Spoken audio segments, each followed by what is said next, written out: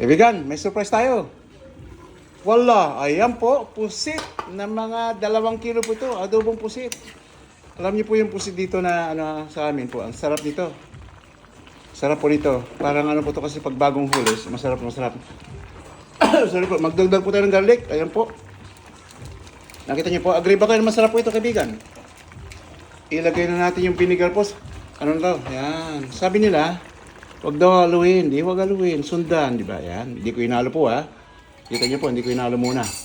Yan po, pero naglalagablab po yan. Ayan, masarap po ito, kaibigan. Kahuli lang po, sinundo ko doon sa tabing dagat to, ngayon lang. Pagkaahon ng mga mangisda, ayun na. Hindi masyadong maraming huli ngayon po, pero at least po, tinan nyo, meron tayong special one. Ayan, diba? Sarap po. Tinan nyo po. Oh, di ba? Ayan po. Oh. Sarap nito. Kaibigan, masarap. Ayun ang masarap po rito kasi may mga isda nagpupusit, marami pong klaseng isda, isdang bato. Sarap po.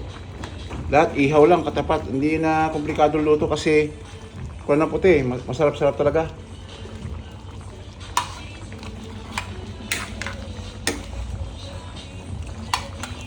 Ayan. Agree ba, kaibigan? Agree kayo, masarap to.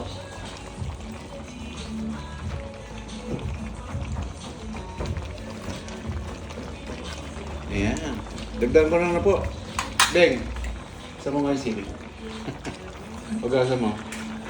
Bigyan mo ka ng 2 muna. O isa muna, putulin mo sa 3. Ayan. Ayan po, inantay natin yung ricado niyang isa. Ayan. Ayaw, kaibigan, oh. Wow! Diba? Kakaiba, diba? Ayan po. Lapit na po yan.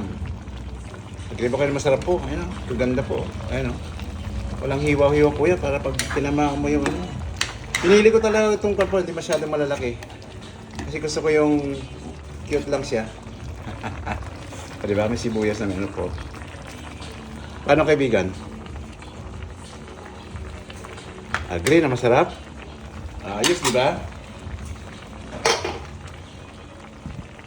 Ayan, sarap-sarap, kaibigan. Ayan. Yan. Sarap po.